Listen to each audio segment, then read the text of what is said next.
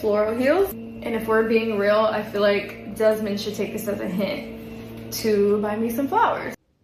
So let's talk about Kristy and Desmond Scott, because this divorce didn't just come out of nowhere. It made a lot of people go back and rewatch their videos like, wait, was this always there? And once you notice it, you can't unsee it. This is my commentary, not speculation, dressed up as facts. We're talking about what people are noticing now and why this split feels heavier than most influencers that break up. Kristy and Desmond have been together for about 12 years. So they were around 19 and 20 years old when they got together. So this wasn't just a relationship. They literally grew up together. They became adults together. Like, their identity was really built up as a unit. So when something like this ends, it's not just a divorce. It's the end of a whole era.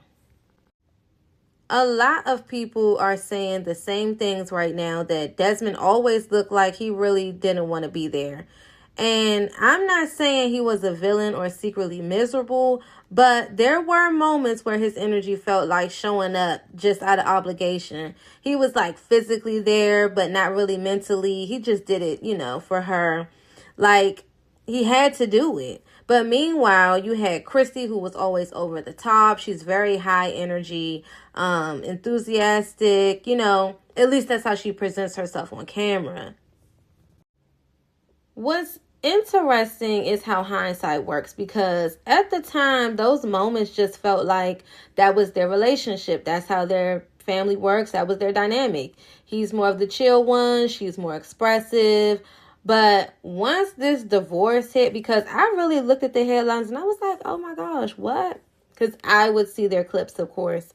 But really, when you start connecting the dots and you listen to what people are saying, maybe it wasn't just, personality. Maybe they had some distance in between them all along.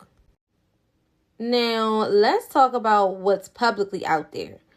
Kristy's divorce filing reportedly cites infidelity, and then Desmond has acknowledged making choices he's not proud of, and he said he wanted to separate. And that matters because when you have one person that's already emotionally out the door, the relationship is usually in trouble long before the paperwork even shows up. So with looking happy on the outside, this is where a lot of viewers are struggling. On camera, they look like they were a happy, playful, tight-knit family. But off camera, something clearly wasn't aligned. And that's a reminder to people, don't always, look from the outside in thinking that it's all good. Just because a couple looks good online doesn't mean they're good behind closed doors. Sometimes what we're seeing is effort, and they probably really don't have any peace. That's going to be the new rule. So whatever I wear, you have to make it that night. Okay. So expect a tomato dinner. What makes this situation resonate isn't the drama, it's definitely the relatability.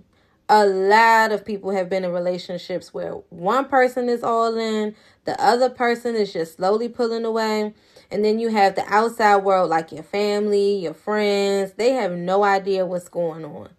Kristy and Desmond just happened to live that out publicly. And now everyone's watching the ending that they just didn't expect.